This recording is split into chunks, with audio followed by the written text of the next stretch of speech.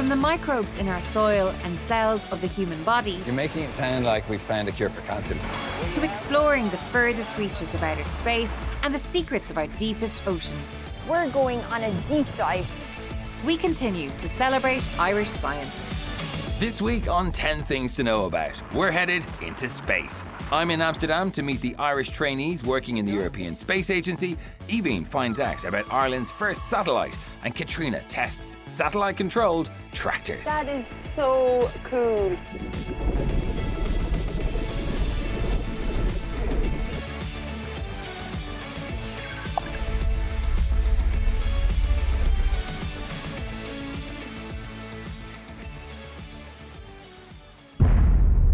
Space, the final frontier. Our universe is approximately 13.8 billion years in the making. And though you may not know it, Ireland has been at the forefront of space research for decades.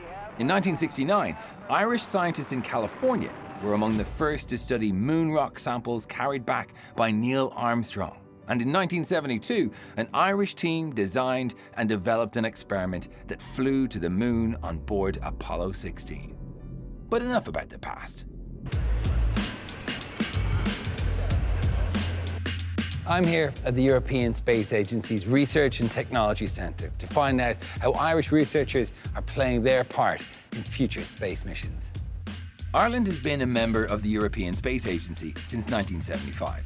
In 2016, the Irish Research Council signed a partnership with ESA to give graduates a chance to reach for the stars and make their mark in space exploration. The first two trainees started working here in ESA in 2017, so I'm here to meet them and find out how they're getting on. What's a boy from Clondalkin doing in the bowels of the European Space Agency testing spaceship materials? Yeah, it's funny. It's pretty cool. I mean, I finished my master's last year in UCD, and now I'm in this national trainee program that ESA run. And it's really exciting to be part of this cutting-edge research and to see kind of the different facilities here, different materials, and to talk to people that are involved in every aspect of the mission. My area of research focuses on environmental testing of thermal control coatings. These are applied to certain parts of the satellite to kind of control the amount of solar radiation that is absorbed and the amount of heat that is dissipated from the satellite. The materials that Stephen is testing are representative of the materials that are used in many space missions. And it's only by testing them in a controlled environment here on Earth that we can know if they'll be able to handle the extremely hostile environments of space.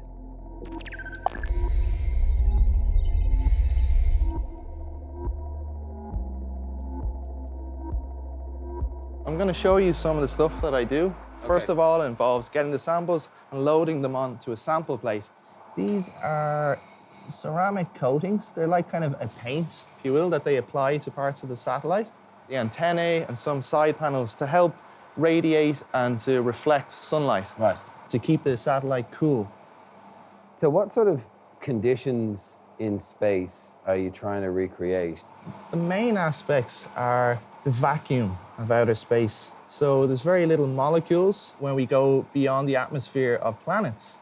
And this can promote a phenomenon called outgassing. Outgassing can occur when a material is placed in a vacuum. Molecules trapped within the material can be released and land on sensitive surfaces of the spacecraft, leading to a degradation of its performance. Let's load the samples. So you can use this mad-looking machine to add a bit of contaminant, change the UV levels, and sort of get that perfect mix of what it might be like Exactly. in the orbit of Mercury, for example. Yes, exactly. That's what we do.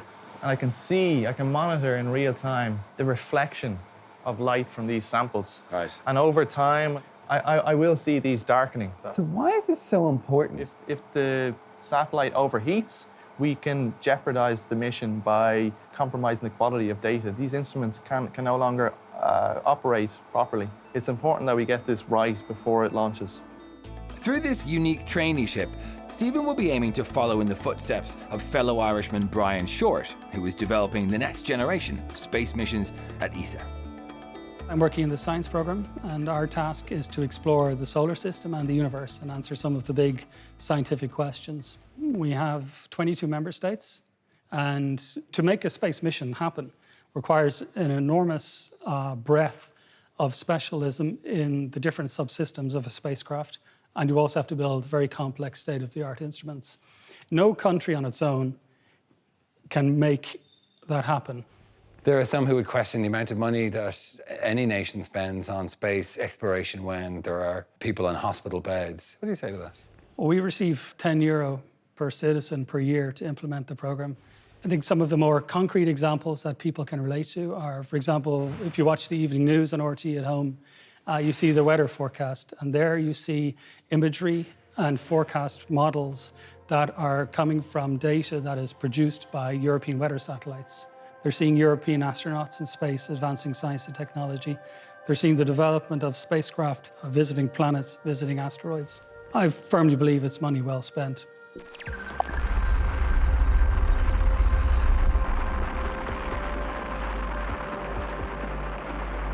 The second Irish Research Council trainee is Kim Heary, and she's testing materials for satellites in low orbits around the Earth. And for this one, we get to bring out the laser. You are also from Clondalkin. What are they putting in the water there? Another one.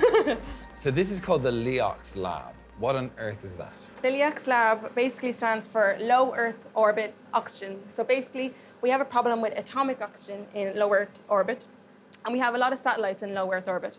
Atomic oxygen. Right. So the air we breathe down here on Earth contains O2, and that's not a problem down here. But when you go up to low Earth orbit, high energy UV radiation from the sun gets your O2 and separates it into two atomic oxygens. Atomic oxygen we know is highly corrosive for certain materials. Right. It really can affect the optics of a satellite and also the thermal blankets. So this can change the thermal properties. You don't want your satellite to be overheating or anything. You can't control what this atomic oxygen is going to do to your satellite.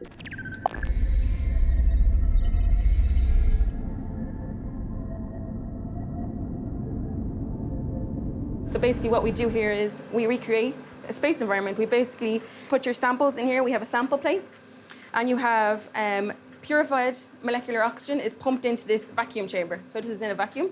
And then we have a pulse laser getting focused onto the molecular oxygen. So the laser sort of splits it apart as you would find in low Earth orbit. Yes. I can give you an example of some of the materials that we use here. For example, Captain. Captain. Yeah, Captain is a plastic, basically, that has been used since the 80s on spacecrafts, but it is highly susceptible to atomic oxygen. Here is a piece of Captain that hasn't been exposed to atomic oxygen, and there's no mark on it. But as you go along, you can see with higher amounts of atomic oxygen, it clearly erodes your Captain. So we're going to fire up some Captain in the machine? Yes. Fire up the laser. Oh, wow. So as you can see, there's a plasma. If you can turn the lights off, it looks a lot cooler. It's got a good beat. Mm-hmm. I could dance to that. So now you have this atomic oxygen in there. You can put in your samples of the new materials that engineers might have and see how it affects them on a molecular level. Yep, we can simulate a year's worth of a spacecraft being in low Earth orbit, but within like 10 days. So this is like a laser time lapse. Basically, yes. Awesome. How is this traineeship going? This is the first year with the Irish Research Council.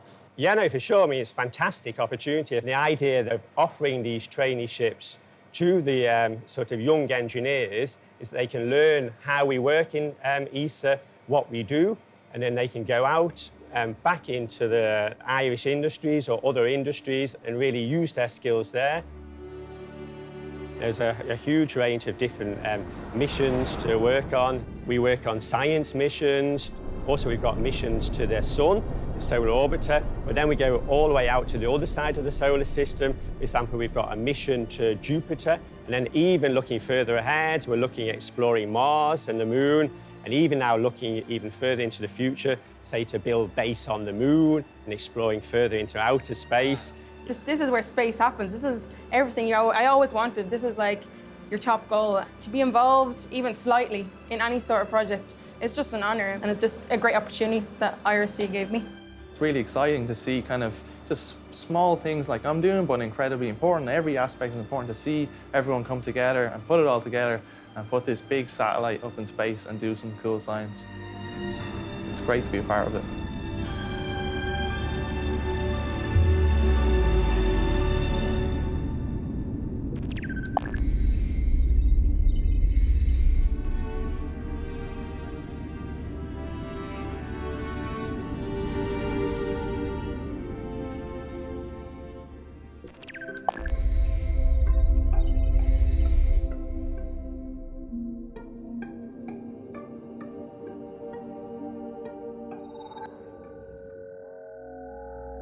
During the 1960s, legend has it that NASA spent millions of dollars developing a zero-gravity pen.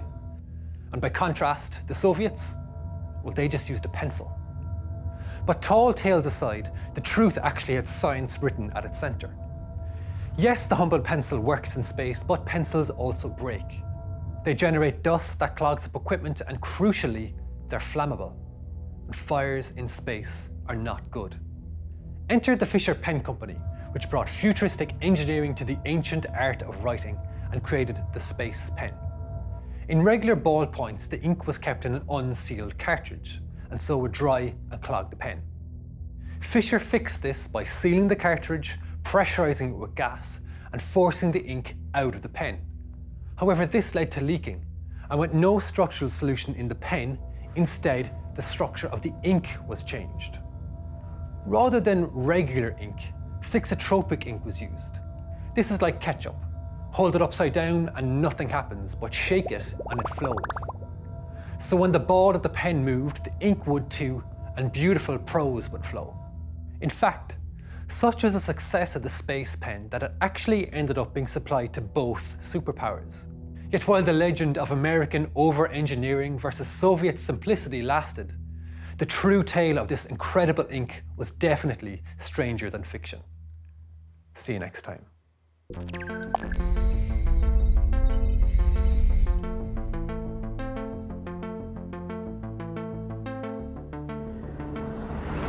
There are more than 4,500 satellites orbiting the planet.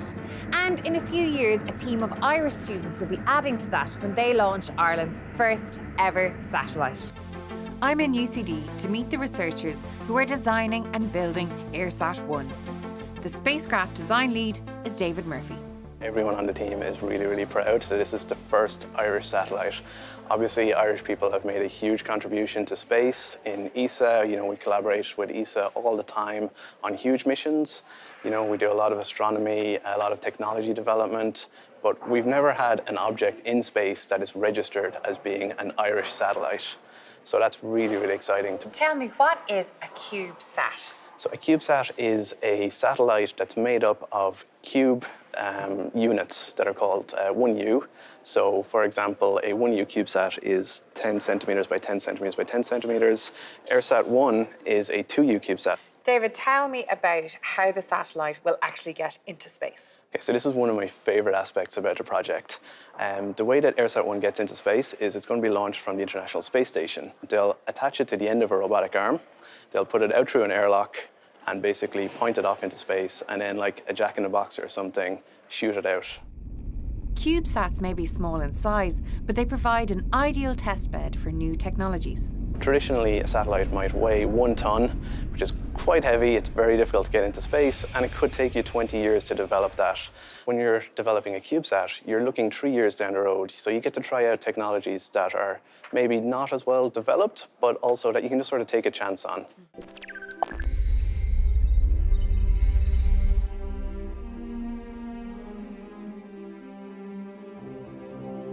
Lorna Salmon is leading the ground station development. Good, how are you doing? Very good. Great. Lorna, this is actually the satellite. This is AirSat-1. It is smaller than most people think. It really is. Tell me about its design. Sure. So on the sides, you can see we've got solar panels.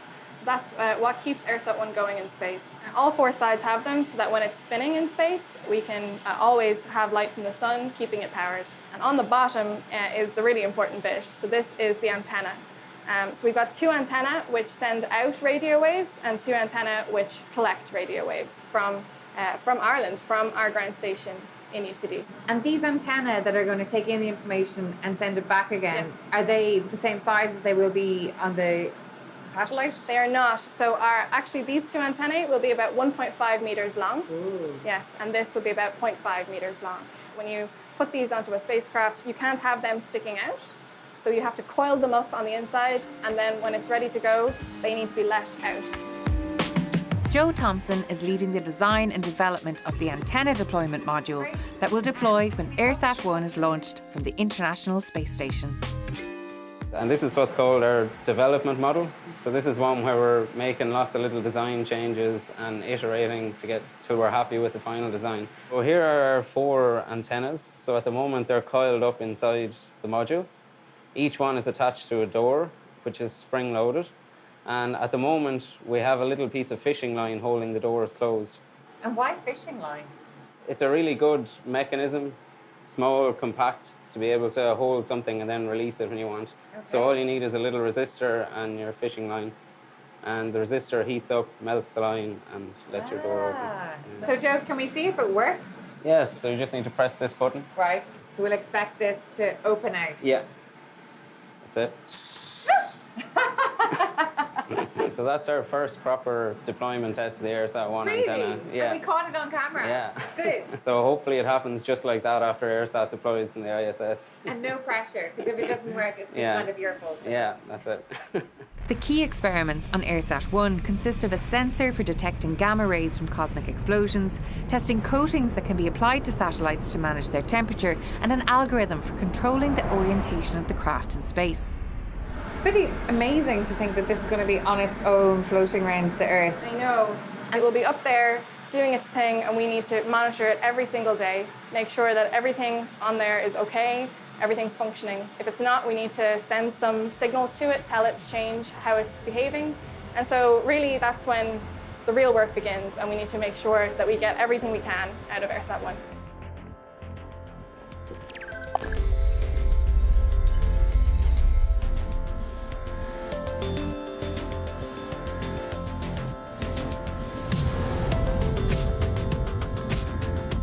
With space-age technology influencing every aspect of our life, sometimes it feels like we're already living in the future. And farming is being transformed too, with talks of smart tractors, precision agriculture, and even swarms of mini robots in the field. I've come to Teagasc Oak Park to meet crop researcher Dermot Forrestal. People are using the term smart for everything these days, but in terms of tractors, it's usually talking about tractors that have more control on them. So we're using positioning signals, which are satellite-based. So we have tractors that are actually getting GPS signals and using those to good effect. So it's basically tractors talking to space to find out how to get around their fields better. Yeah. Satellite technology allows farmers to manage their fields in an extremely precise way using global positioning systems that are much more accurate than the sat-nav devices we use in our cars and mobile phones. In Oak Park, Teagasc are conducting GPS field trials to measure and sow thousands of parallel plots with 2-centimetre accuracy. What we have then in the tractor is basically a computer screen there. We have software that's laying out the field in a certain pattern that we want to lay it out in. We decide we're working with an implement that's maybe 3 metres wide or 20 metres wide. We input that in there. It then creates parallel lines on the map that are exactly 20 metres wide, okay? And then after that, when we go into automated control, if we line up with one of those lines roughly, we press a button, then the tractor steering system is controlled by the computer until it guides it to within 2 centimetres of that line. To test this smart technology for myself, Dermot bravely allows me to step behind the wheel of this satellite-controlled tractor. Finally, Dermot, I get behind the wheel of a tractor. I've been waiting for this. You get to drive. My whole life. Okay, this is a conventional tractor with an auto-steer system actually added to it. Yeah. And the main component actually is the screen that you see there at the background. Right. This is really what's driving us there. So to actually move the tractor forward, in this case, we just move that lever forward if you want to do that. Slowly let your foot off the clutch. This is like your first driving lesson, Katrina. Yeah, I know. Got me flashbacks. Excellent, Whoa. that's it. Yeah, just let it go. All the way. Hold on, the handbrakes. Yeah. Okay, so we're now moving. Okay, so you're in normal control here. You can steer it. Yeah, okay. I can. You're quite safe. There's nobody here near us. And at the moment, there's a satellite in space tracking us. It's tracking us. I just can't believe it. If you look to your right there, you'll see the map moving as we're turning around. Yeah. Okay. At the moment, we're plugged in there, and we're quite close to that. You can see that red line there on the screen. Behind the orange arrow. Yes, right. You can see you're off a bit. Yeah. Okay, so if you take your hands off the wheel for a second. Are you sure? And yes, just press the button there at the bottom. Press, that's it. Now leave your hands go.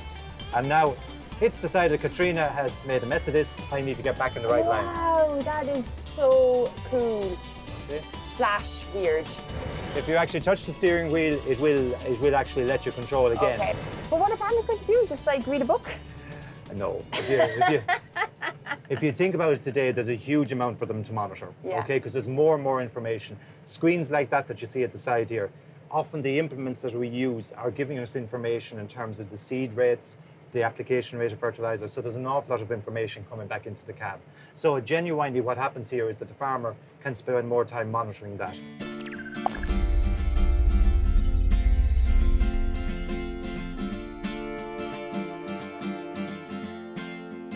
What's going to happen now at the end of this line? Well, if you don't change, it's going to drive straight through the fence because it doesn't know that the fence is there. So Okay, I'll intervene then, shall I? I think you need to intervene at this point.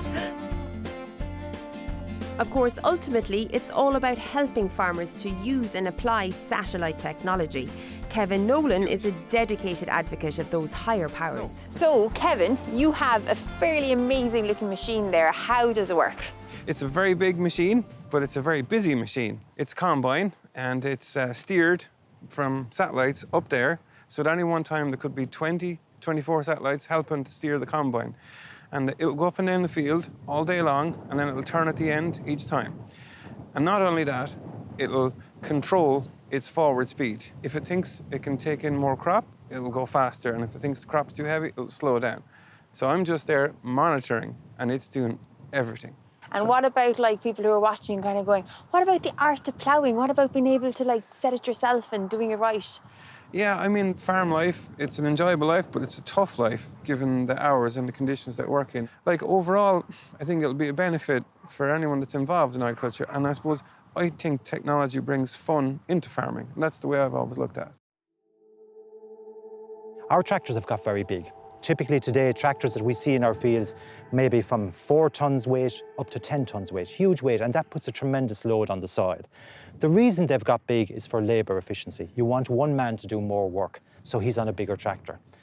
If you take the man off the tractor, if by making autonomous tractors, then your labour efficiency need for bigger tractors is gone.